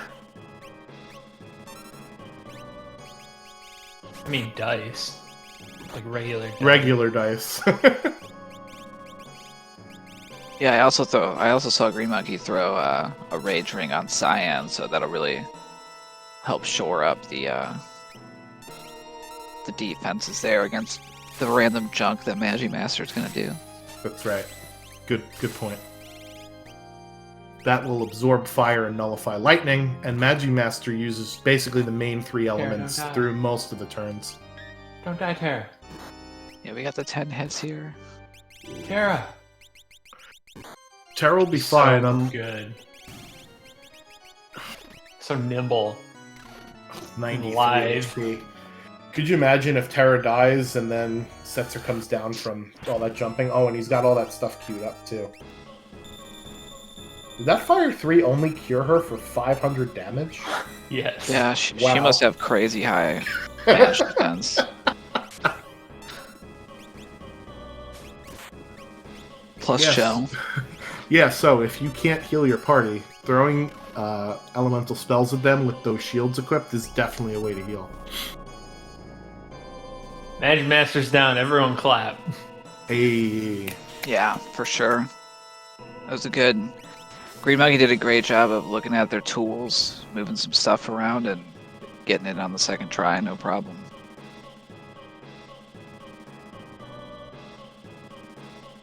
Is that one Phoenix down I saw? Oh no. Mm-hmm. Oh god. Well, I've heard, some chat told us that 4 was all you need all game. So I will point to this and be like, see? Interesting. Alright, so tier 3.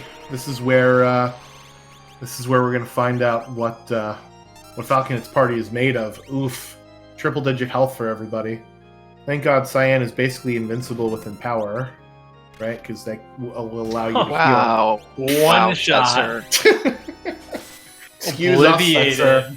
Excuse us. I must have missed when the dice jumping got online. I know there was a horn. Was there a boot find in Kefka's Tower? Or do we buy one? There were boots and horn for sale in the Narsh relic shop, so Okay. Falconet must have just went, alright, let me pick these up here real fast. Because they got the horn from Search the Skies. That was a dead Okay. check reward. Yes, you're right. He's playing with some fire here. He's at low HP, and if he's not counting damage properly, one Meteo can send him back to the beginning. Alright, he's going to use the Smart. Mega Elixir here, and then he'll probably steal one from Kefka, right? Using capture. Eventually.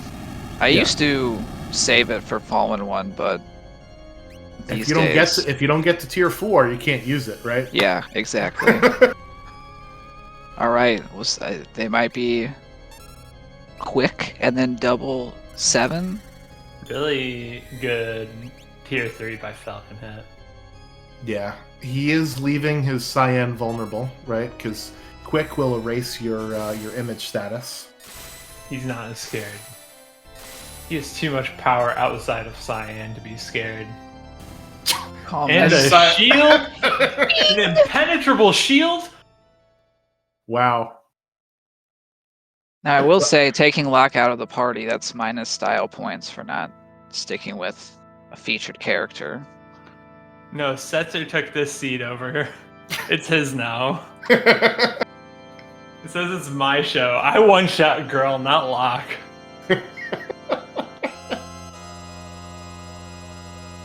Alright, so we're going to see the capture here. The final clown form. However, Setzer has got to remove the fixed dice before doing the capture. So fixed dice actually will always miss if you try and do capture. He's just going to push him over. Okay. So you can get around Fallen One if you do more than 30,000 damage in one turn. And with Cyan doing 20, we just have to do 10 from Mog and Terra, right? I think we can handle that. Yep, Cyan continues to chop, just lumberjacking the way up the tiers. Get this man a plaid shirt. 120-10, Green Monkey starting the final fight. And they have a good time going. Like, I think, anything in the 130 range on a lock seed is like pretty solid, especially for how many dead checks they ran into. But Falconet has, I think, took some risks early, racking up that free progression, but they were able to get through some tough earlier fights and eventually get ahead, and now are very close to the Clown Dust. Yeah, I think Green Monkey's fights are much better than Falcon Hits with the Undead and the Mad Oscar, which isn't that difficult, right? And is that it? No. One more Sword Tech and he's surely got to be done here. Chop, chop, chop. One more chop. Cutting wood. Crack, cow, GG. Look at that. 121.15 on the nose. which is also the timer in the race room. It was 121.15 and some added, milliseconds or microseconds. But you know what? We'll call it as it is based on the timer. So Falcon Hit will be moving on in the Coliseum tournament in our upper bracket. He will be going up against Dr. DT in round number 5. Green Monkey drops to the lower bracket, and he will be going up against the winner of the Drulith versus Lock Cole live, which will be coming later this week. So both of these runners are still in the tournament. Falcon Hit versus Dr. DT is going to be so good.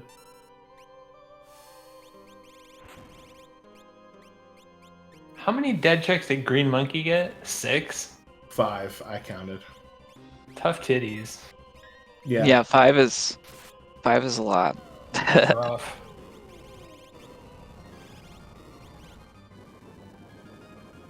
Both of them got the Dead Doom Gaze.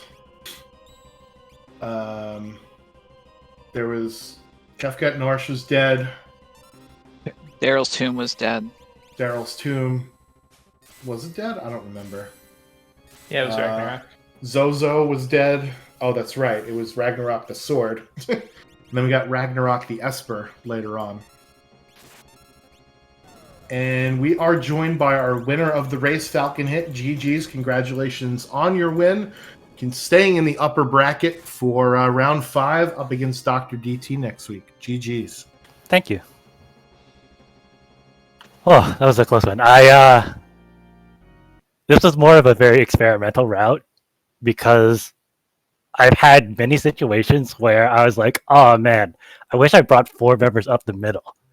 But I've had very few where I'm like, I wish I hadn't. So I was like, it's very unlikely that I'm gonna get skipped because I was just not fighting bosses, right? Which kind of happens when you have Gao. So I was like, I'm gonna get some extra levels by going up the middle, and then just like eating the 3 minutes of coming back. Call that the KT shimmy. That was a really good play. You running into Magimaster when you had literally all the tools to deal with them. Yeah, I saw that match and I was like, yes, this is like if Green Monkey does the split, I'm like chilling because I'm gonna have like a much faster Magimaster fight, right? There was access to Berserk from the Tritok Cliff Esper, but Green Monkey just powered through it. So, yeah, you are absolutely right with the early Kefka Tower play. And you did, I think, grab some Dragoon boots somewhere to put onto your Setzer. So why the switch from doing the offering to the boots and horn? Is it just a speed thing? In my practices, I found that the auto haste was really good for the abilities that use the ATB, like jump and dance. So I was like, if I find a horn, because I knew there were boots horn in Narch, right? I was always going back to Narch because I had Terra. So I was like, oh, if I find one of these, then I'm probably going to switch because it saves a lot of real time versus, the offering animation. Yeah, so we saw your strategy in action. Did you plan on racking up as much free progression as you did, or is it just a circumstance of the characters we started off with here? I think it was mostly a circumstance of the characters. I took a real big risk going to 7 characters espers, but I'm glad it paid off because that crawler fight was like, it wasn't free, but it was probably one of the best thing I could find. It was a lengthy fight, but it was a lengthy fight, but I mean, they can't all be Zombonings, right? Yeah, Green Monkey did find what was it? Mad Oscars and Exo Rays. So he was able to instant death at least half of the mob, right? But then, obviously the other half was a different story. Oh, Evil Oscar Exo Ray? Yes. Exo Ray? Ah, yes. I see. I think they can still get instant death though. I'm glad I had the scimitar. I could have, if I was like committing to the offering, which I got off of Mog.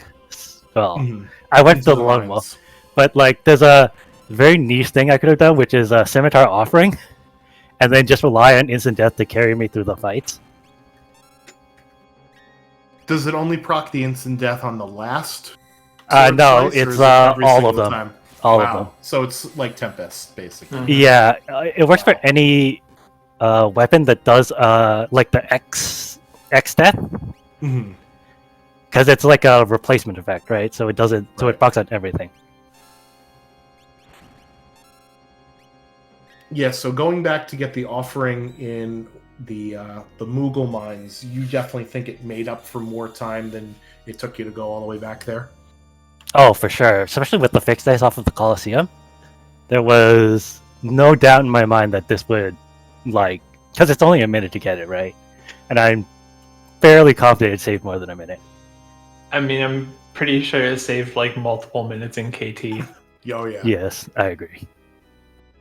So there was a lot of great stuff in the Coliseum. There were fixed dice, there's flame shields, there was economizers. Economizer? Yeah, there was something else that you had seen on your screen that I forget what it was now. It was some behemoth suit, maybe? Or is that what we got from a dead check? Anyway, when there are lots of goodies in the Coliseum, do you set yourself like a self-imposed limit? Like, do you do like a gambling timeout, if you will? Or is it just, well, there's a lot of good stuff in here. Let's just try and get it one by one. If it's not an experience egg, I would say that I would only do like 2. You tell me to only do 2 fights, right?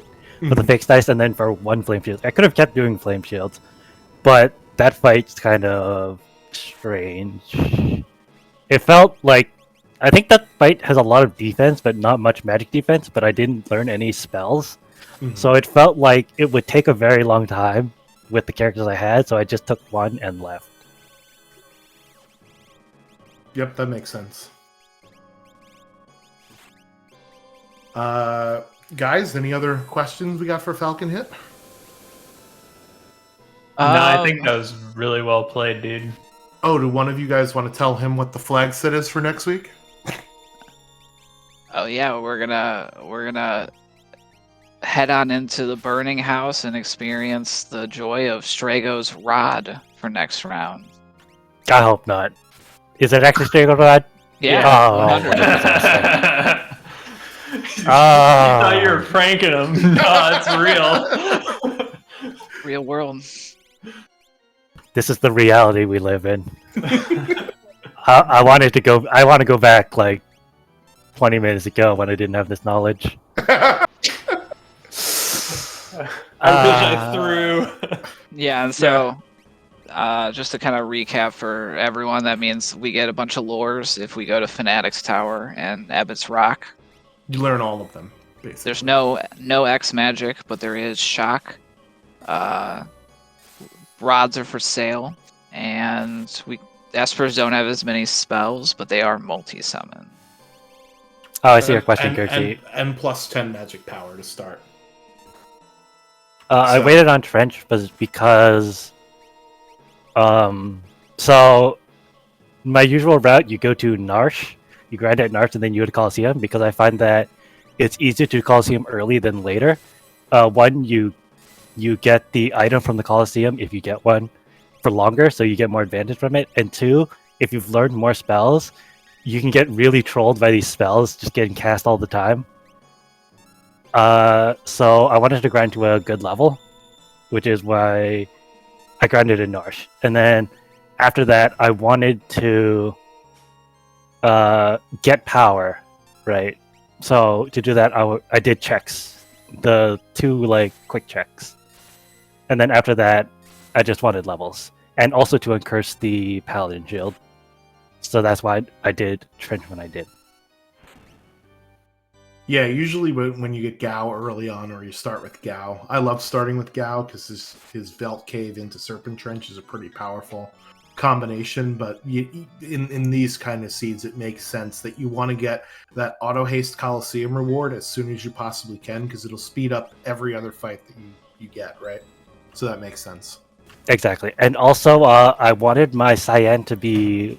Was it level 25? I can't remember if 24. it's 24 or 25. Okay, 24. It's alright, I I'm had gonna to do look it up. 24 so he could get the cleave. So it's like a triple purpose to do Trench there. Alright, any other thoughts, either on this seed or on Strago next round, before I let you go, Falcon Hit? I'm going to enjoy casting a lot of spells because the plus 10 magic power is ridiculous in my practice. It made a lot of very quick starters, even off of just like flame shields. Yeah, we also get breakable rods for a Coliseum win, so we could also probably see that as well. Right? Also, all of my practice, I had to go to Burning House, and I was really, really sad every time. I love Burning House. It's gonna be great. Boo, Great time. Burning House.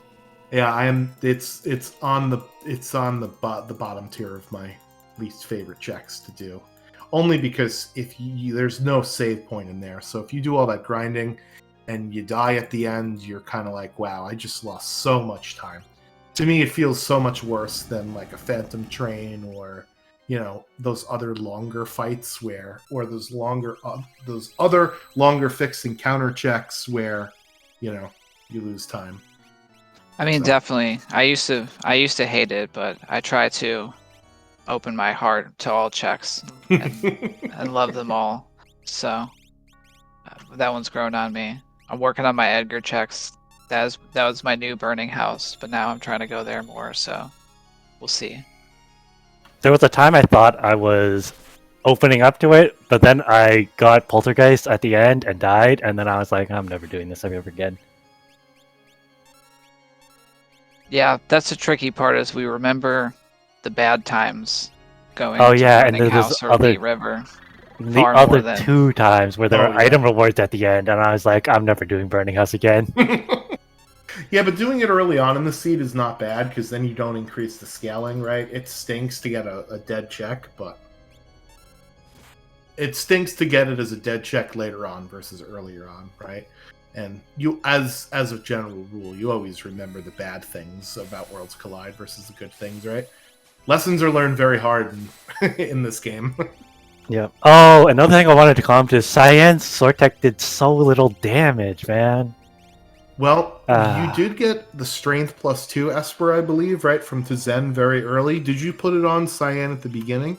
No, I got it from... I thought it was from no, I think it was Tizen from Thief. South Figaro Cave. Either South Figaro Cave or Doma Siege.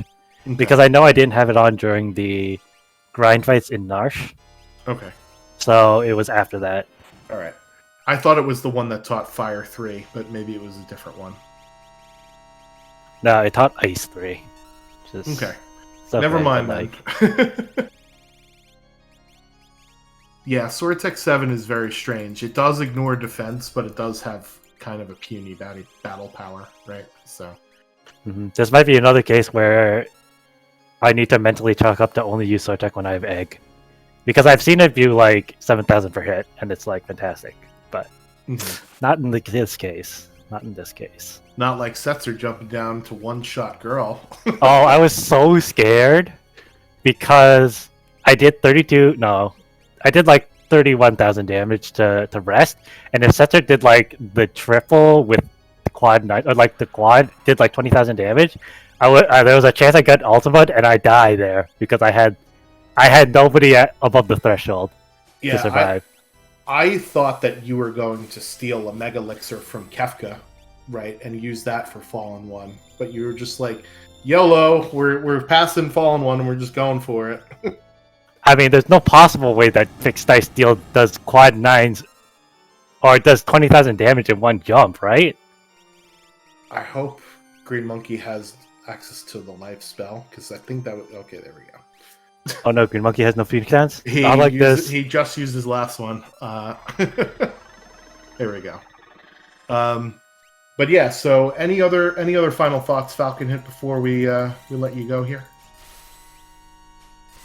I'm not looking forward to the mind game of do Burning House or not do Burning House, because I have lost many a race to the intrusive thoughts saying, "Hey, Burning House, it wouldn't be this bad this time, right?" That's definitely the plan.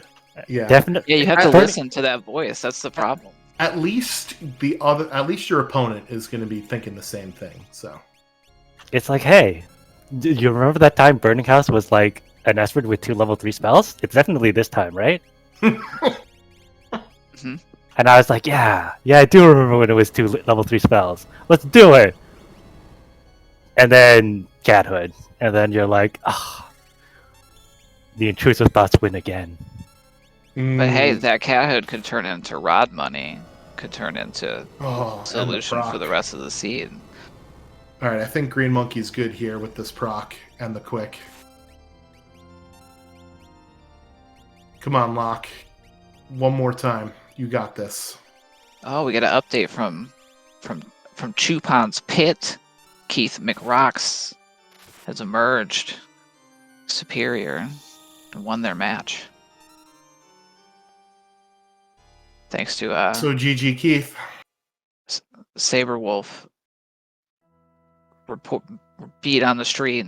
There you go. Ears to the street.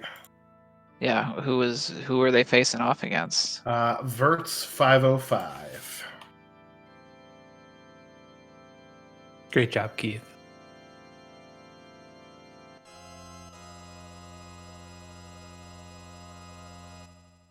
All right, and Green Monkey is finally at the top of his gauntlet here.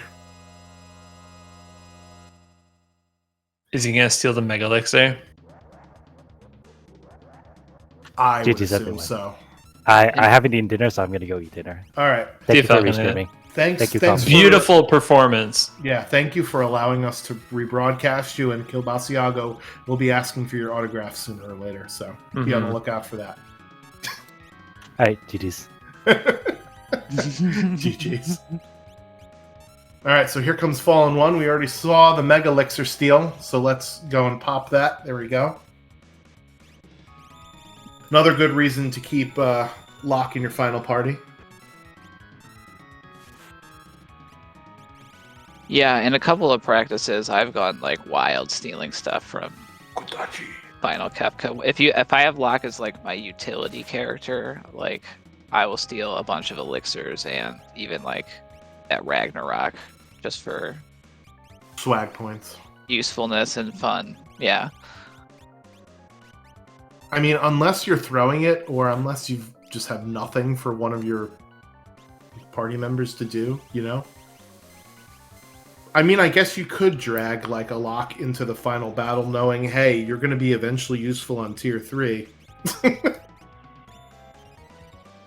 I guess I could see that. Make the rest of your run a lot slower, though.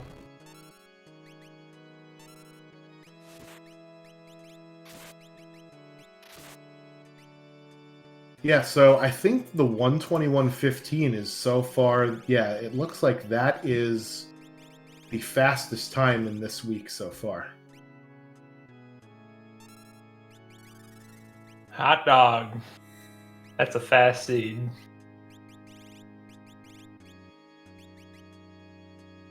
Yeah, indeed.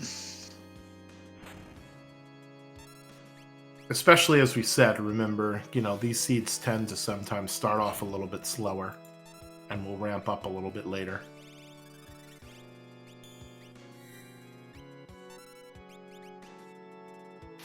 I know that Fitz, you might have to drop off here in a second. So. Yeah, I was just gonna say I was like I do gotta race.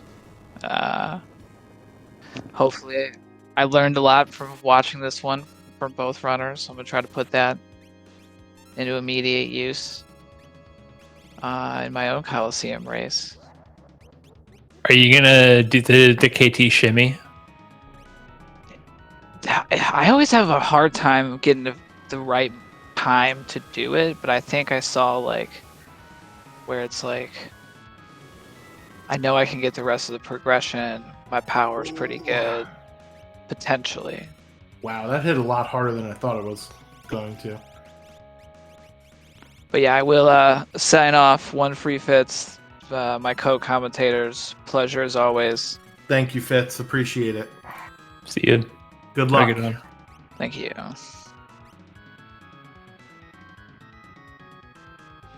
Alright, so Revenger is probably fine. It's actually probably the best thing that Kefka could do. It just removes any positive status effects from your party. It's not Havoc Wing or Hyperdrive or Meteor. How much HP we think he's got now? Everyone look away from the right half of the screen as we witness a live birth.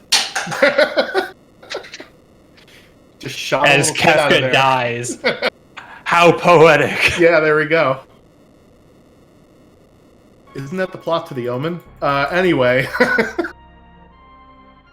Green Monkey taking home his finished, persevering through that seed, 141.29.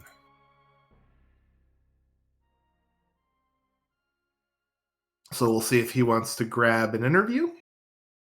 In the meantime, let's talk about Final Fantasy VI Worlds Collide. We have a weekly spot here on SpeedGaming family of networks. It's 8 p.m. Eastern, Wednesday nights.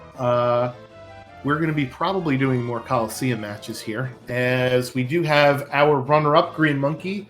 GG's on your run. You are number 2 in this race, but you are not out of the tournament yet. You are going to be going up against the winner of the Drulith versus Lockhole Live match. So tell us about the seed. I thought you were gonna say number 2 in the race, but number 1 in our hearts. I was gonna say you were number 2 in the race, and I'm sorry, but you were actually number 2 in my heart because I was kind of fanboying because Falcon Hit did the shimmy. Oh, nice! I love the shimmy. Yeah, shimmy's a good strat. Yeah, I didn't feel good at a point to that seed. There's like a lot of dead checks. I didn't find anything too great early. I had to like do maybe like Gold Hairpin plus Grand Train was the best like offense I found for a while. And a couple of like Locke just kept dying on me. I should have put a paladin shield on him, but I was trying to.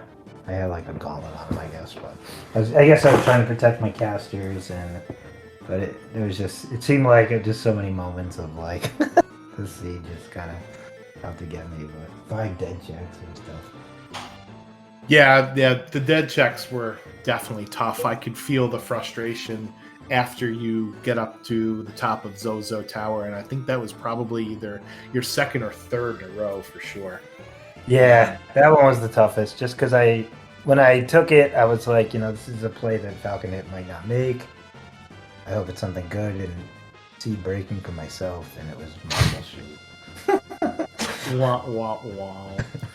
So, big heads up play early on where you found a lot of useful relics, Atlas armlets, earrings, and Kilbasiago, I know, was happy about the gold hairpin purchase for your user. I saw we had Grand Train, and so I went for it because I knew I would need to be able to pump out some offense. Yeah, I felt good there. Another thing that kind of discouraged me was finding that +2 strength Esper and with Ice 3 on it, like super late. The one from Collagen? Yeah. Yeah, I think that was honestly like probably the X factor for the it felt like awful because I was like results. Now it's been like one of my niche strategies is to kind of like ignore that check because of there's no boss there, and I only want to do. I felt like Phoenix Cave was better with like the chests, and I only wanted to do 2 checks before getting busy with fights and stuff like that. So I kind of left that check and didn't take it for a while because I didn't want to fall behind scaling, and it bit me in the butt. But it is what it is. It was pretty well played otherwise. I like the strats you used. I really like that gold hairpin play. Thank you. That's what I'll remember this run by, other than the fact that Falcon Hit kind of owned you with the shimmy. I almost did. I haven't even considered the shimmy with these flags. Like going early. You mean like way early? Yes. Yeah, he went like 35 minutes in. And ran into doing like the try to land on 12 bosses thing. So like I'll favorite checks that have bosses more than I normally would. Yeah. What's wild is that Falcon didn't even get the skip. He went in at 11 bosses and ran back in. Yeah. That's not surprising, I guess. Or given that we mentioned. There were a lot of free checks too. It was like harder than it usually is to get the skip, I felt like. I was doing some less than favorable checks, maybe like. Oh, that definitely. Like Zozo. The dead checks being the longer ones definitely hurt for sure. Yeah. That was when the kid in the bottom of Mobiles asks you, "Are you not going to take Ragnarok away?" What is going? Fool me once, Daryl's tomb. Not again. I'm out of here. Yeah. The first time it was a sword, I was like, it can't be a sword twice. That's not possible. Thankfully, it wasn't. Oh god, yeah, it was fun.